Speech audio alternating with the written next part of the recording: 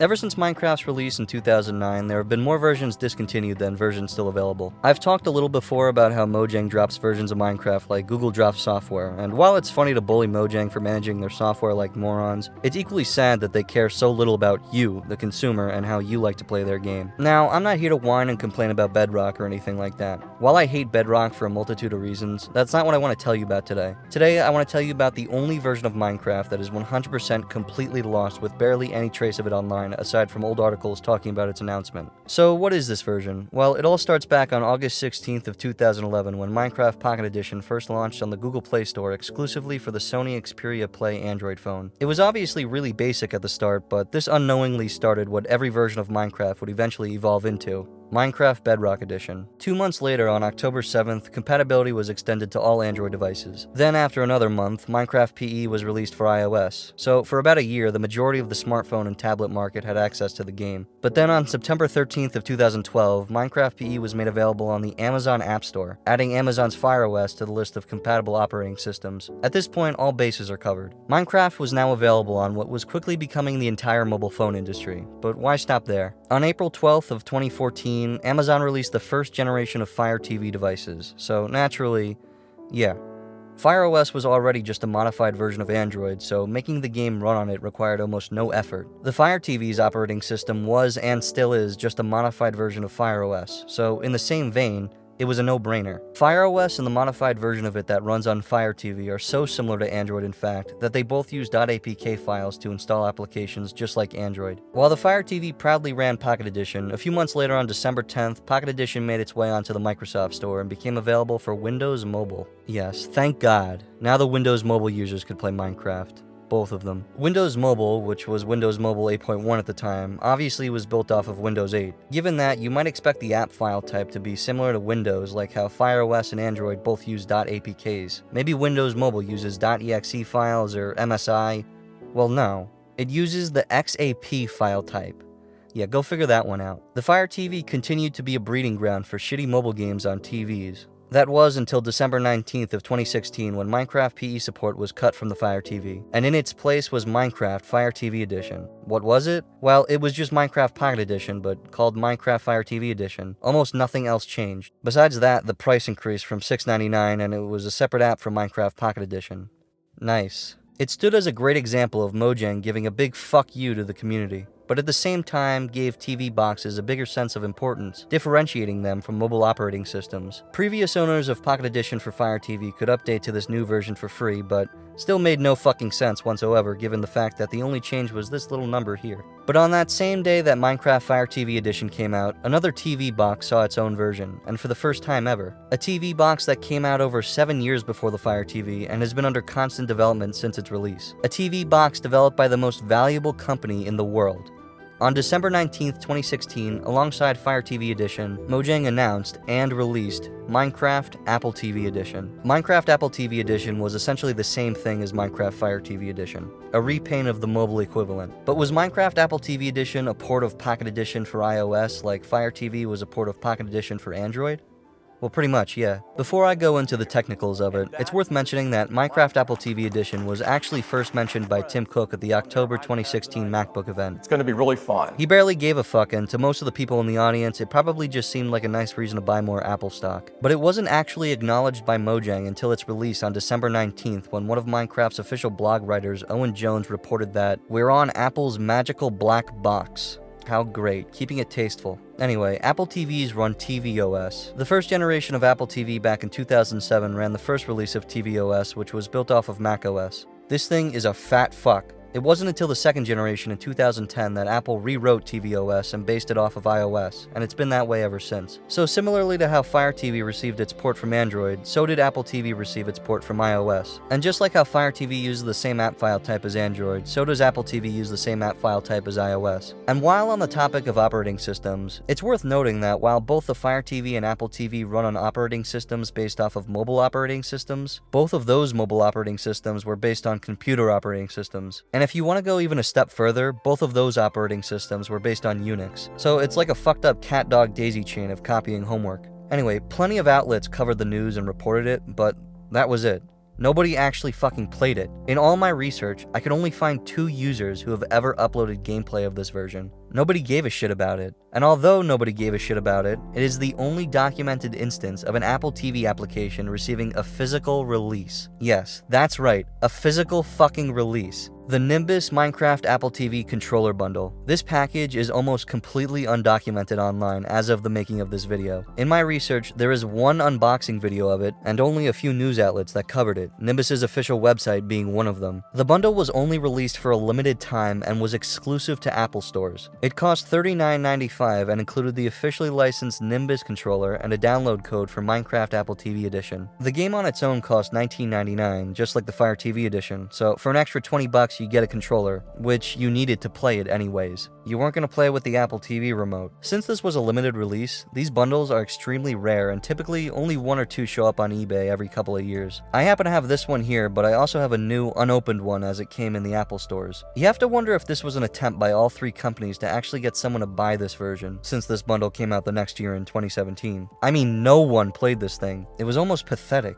And given that, the fact that it received a physical release like this is the most baffling thing on the fucking planet. I mean, it's like a horse with a broken leg, but instead of just shooting it, you keep feeding it. Yeah, well, it didn't take too much longer before Mojang emptied a magazine into this horse's head. On September 24th of 2018, Mojang finally pulled the plug on what is probably the biggest and most unsuccessful failure in Minecraft's history. And you know what? Nobody fucking cared. No one noticed because nobody played it. And I mean that. It wasn't until weeks later that outlets began to report its demise because literally no one cared or noticed. It was like one day someone turned it on just for the hell of it and saw the end of support message and was like, oh shit, well that sucks. And that's why we know about it. It died just before the Better Together update and was the last version of Bedrock to have the Edition name in its title. It lasted a lovely 92 weeks, making it the 3rd shortest lived version of Minecraft. It was always somewhat of a brother-sister app to the Fire TV Edition, but of course that too went the way of the shitter, dying in June of 2021. Rest in piss. If you're familiar with Apple's ecosystem, you'll know that it's extremely enclosed and always checks to make sure you're not doing anything Apple doesn't want you to do. Android is the opposite. Any APK you can find online, it's all yours to install and use, viruses and all. Of course, it all comes down to preference, but Apple's focus on making a secure operating system inadvertently fucks over the preservation of digital media, especially niche digital media like Apple TV applications. In a day and age where what you buy isn't actually yours, media preservation is more important than ever. Apple is well known for their secure operating systems. Most of the time. And jailbreaking becomes harder and harder with every generation, especially when the latest generation of Apple TVs doesn't even have any USB ports on it. You're not going to have an easy time ripping app packages from an HDMI port. For every person that tries to jailbreak an Apple device, there are 30 Apple employees working tirelessly to kill them. Extracting APK files from a Fire TV, on the other hand, is stupidly easy. Literally as easy as installing free file explorers from the App Store and copying the APK to an SD card. And honestly, forget the SD card. You can just upload it to a cloud service or transfer it to your phone over Wi-Fi. IPA extraction on tvOS, on the other hand, is a series of jumping through hoops and crossing fingers and running Xcode. It's so undocumented, you might as well guess. And when a company barely likes you changing the RAM on your computer, you can imagine how little fucks they give about you browsing files on their TV box. Not that I like the Fire TV, by the way. I fucking hate Amazon and their Fire products. That sentence sounds like an oxymoron. The only cool Amazon product was the Fire Phone with its dynamic perspective that created a 3D illusion with its interface. But it wasn't that cool though. Minecraft was also available for this thing, by the way. I just want to be very clear that this is not an evaluation of which TV box is better, but rather an opportunity to bully these tech giants and the dumb shit they do. And going back to the current Apple TV's lack of USB, it really says something when the best tutorial right now on jailbreaking this thing is an iffy Reddit tutorial with mixed results, and requires you to have some kind of recent Mac device. And if you don't have one, the very bottom of the barrel is going to set you back at least $500. And that's only if you lie and buy from their education store where everything is $100 cheaper. And they don't actually check if you go to school, by the way. You can just buy from it whenever to get $100 off. You gotta love it. Because of the lack of interest in Apple TV games and the lack of people who care to deal with all this hoop jumping bullshit, Minecraft Apple TV Edition is lost media, and is the only version of Minecraft that is 100% unplayable and unpreserved today. Even Fire TV Edition, which still very few people cared about, is preserved, and it was actually preserved by yours truly. It was extremely easy to extract from my Fire TV, and even easier to install, but sadly, it's unplayable unless you bought it when it was available. I'm no expert when it comes to Fire TV sideloading, but I'm willing to bet that this isn't the hardest thing to bypass. There's gotta be some egghead out there willing to figure this out. and maybe that egghead is watching right now. Minecraft Nintendo Switch Edition. This version was released for the Switch on May 17th of 2017. It was never released physically and was wiped from the eShop on June 21st of 2018 and replaced with Bedrock Edition, which has had a physical release. Even this version, which is the shortest-lived version of Minecraft ever, is preserved in its original NSP file type, and if you mod your Switch or boot up Yuzu, you can play it today. Other odd versions like PE Lite and PE Demo are both preserved. Windows Mobile 8.1 and Windows Mobile 10, both preserved. Wii U Edition, 3DS Edition, and all the respective DLCs, completely preserved. Pi Edition, 4K, even Gear VR Edition has almost every single release preserved. All the other weird versions of Minecraft are safe and sound on the Internet Archive, but as far as Apple TV Edition goes, even if it is found, I'm sure getting it to run on a device without a license for it would be like programming a space launch with your dick while high and upside down. It's probably very difficult. But regardless, it's important to have these versions preserved, so maybe one day, by the grace of God, some nerd can figure out how to launch it without the ghost of Steve Jobs killing his family. So with that, I'd like to say, if you own an Apple TV with Minecraft Apple TV Edition on it, please contact me. Help preserve the only missing piece of Minecraft's history. Don't let this version be lost in obscurity. If you know how to sideload Fire TV apps and bypass this warning, also contact me. But most importantly, help preserve Apple TV Edition. Anything you can do to make this 6-year-long search come to an end, please help me. Help me fucking end this. Until then, one of the Apple TV's rarest apps will remain lost media, guarded by the spirit of Steve Jobs. I'm Bearman, and I've been wasting your time. Thanks for watching. Wait a minute.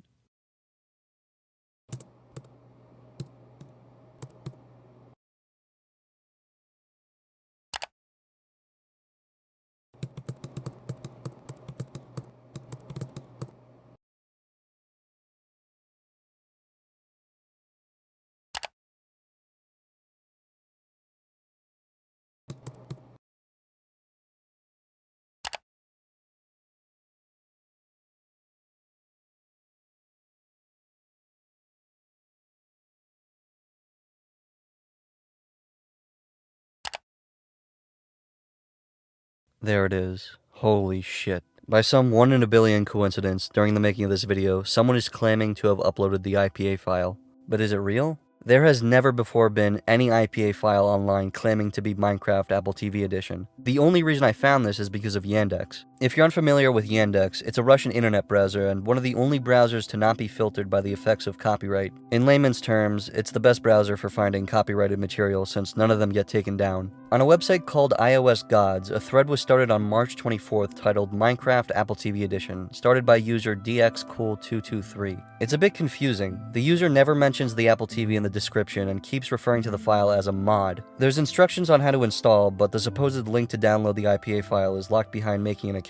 He credits this user here as being the one who originally supplied the IPA file. It's unclear whether this is their website handle or something else, but a quick Google search leads you to a Twitter user of the same name. Visiting his page reveals a pinned tweet linking a Google Drive file, which once downloaded reveals that no, this is not an IPA file, but instead a TIPA file. The iOS Gods thread had a back and forth with a commenter which suggested that the poster was able to install and run it, but I need to actually know for myself, so here we are. I'm now in possession of what is apparently a Minecraft Apple TV Edition IPA, but that's only half the battle. The next step is installing and running this thing.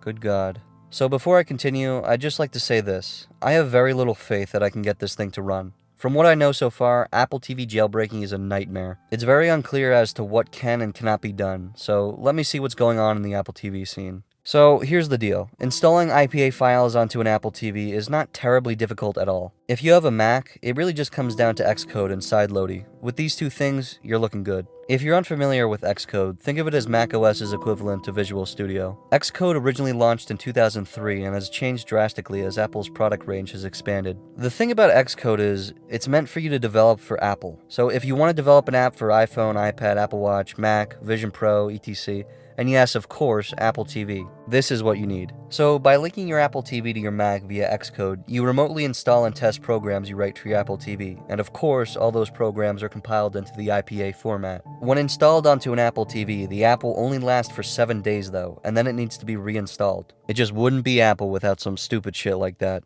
Now let's talk about the file I now have. A TIPA file. What the fuck is that? Well, the TIPA format is just an IPA that can be airdropped. From what I could find, there is no difference between the IPA and TIPA format, but every time someone says that, another person disagrees. So apparently it's just as simple as changing the file extension to IPA. Well, no, it's not. In my experience, that doesn't work. An IPA file and TIPA file are somehow different. So how do you install a TIPA file? Well, this is where shit gets stupid. The TIPA format was made specifically for an app called TrollStore. Essentially, it's a modified IPA that can only be installed through their program. The only difference is that when you install an app through TrollStore, the app lasts forever on the Apple TV and doesn't disable after 7 days like in Xcode. Okay, well, just get a TrollStore IPA and install it to your Apple TV through Xcode, right? No. TrollStore can only be downloaded on Apple TVs running tvOS 14 through 16.6.1, or version 16.7 RC, or 17.0. What the fuck? Okay, well, the latest version of tvOS is 17.4, so all you gotta do now is get an older version of tvOS, which comes in the IPSW file format for some fuck-all reason, by the way, and manually do a custom install by holding the left option key down and then clicking Restore Apple TV in the Finder. Then you can choose the tvOS version you want, and then bam, you can install TrollStore. All is well, right? No, it's not. You can't downgrade your OS. This is such a fucking nightmare. There are only 3 versions of tvOS that are known to be installable successfully: 13.4.8, 10.2.2, and whatever the most recent version is. And of course, just as Tim Cook has orchestrated, none of these versions fall within the supported TrollStore lines. So let me just put into perspective how much of a nightmare this is. To install an IPA file on an Apple TV, you have to connect your Apple TV to a Mac, boot up Xcode, sign in, and follow a bunch of steps to make the app openable. Once you have it installed, it only works for 7 days and then needs to be reinstalled. If you have a TIPA file, you can't just change it to an IPA file and install it. So you have to install TrollStore. To install TrollStore, you have to have an Apple TV with a specific operating system. To install an older operating system, you just can't, and the ones you can aren't compatible with TrollStore. So at this point, would it be reasonable to give up? Absolutely fucking not. I'm no bitch. But how do you get an Apple TV with the right operating system? Well, there's 2 ways you can do this. You can either A, have one, or B, find one. I don't have one. Boo-hoo. What's next? Well, as far as finding one goes, most people don't list their OS version on eBay. And even if they might have a usable OS version, most sellers update them and wipe them before they ship. I've heard that the next best thing to do is to walk into a Best Buy and buy one, hoping that when you get it home and set it up, it won't have the latest firmware installed. But that's just another crapshoot. You can't just go around buying Apple TVs and returning them when they don't have the right OS. So, what is there to do? Well, I think it's time to seize the source. From what I can tell snooping around Twitter, this user here is responsible for uploading this file, apparently having snagged it back in 2018 just before it was yanked from the App Store. He also goes by Jeff. I've asked him if he has the original IPA file, and he told me he'll try to see if he can get it somehow. But as of right now, several days after this Twitter exchange, Jeff has not managed to get the IPA file. So, what should I do? I need some way to confirm that this is in fact Minecraft Apple TV Edition, so after days of research and botched installation attempts, I think I might have finally found my one and only hope to get this file to install.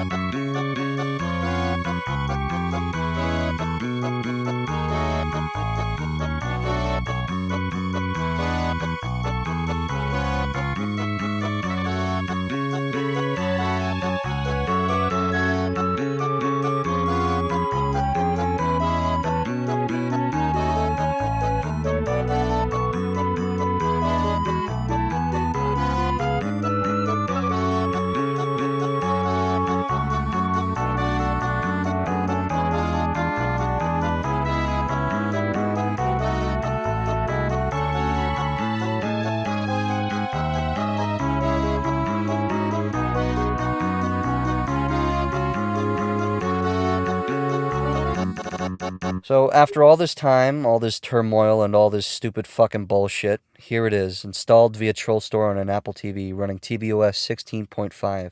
And will it open? Yes. Yes, it will.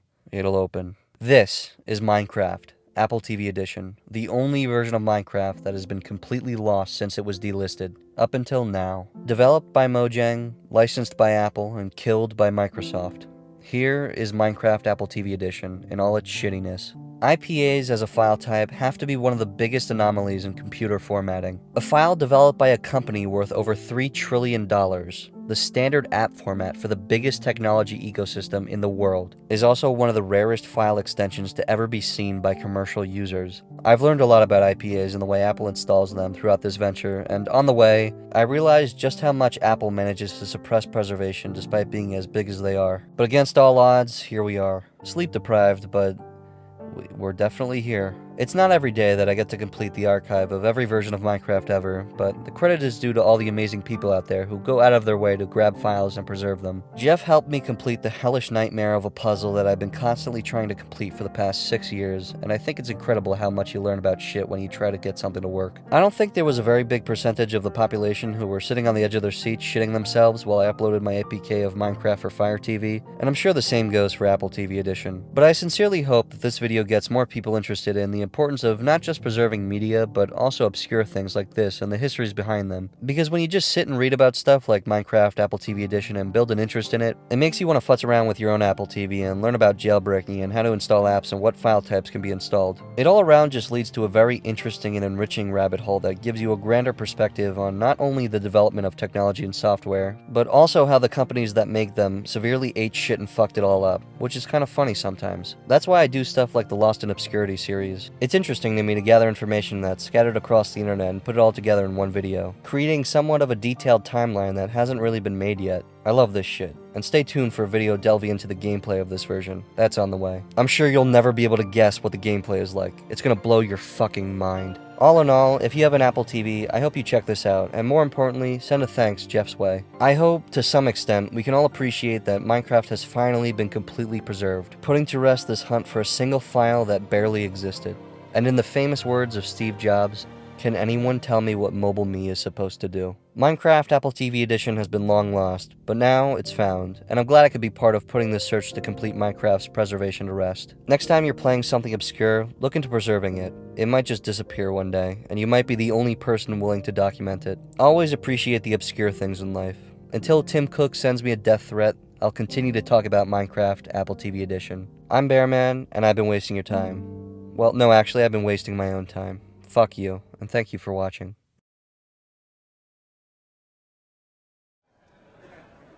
But what about the sex? Sitting down? 1 inch thick. 1 inch thick. 5.3 pounds.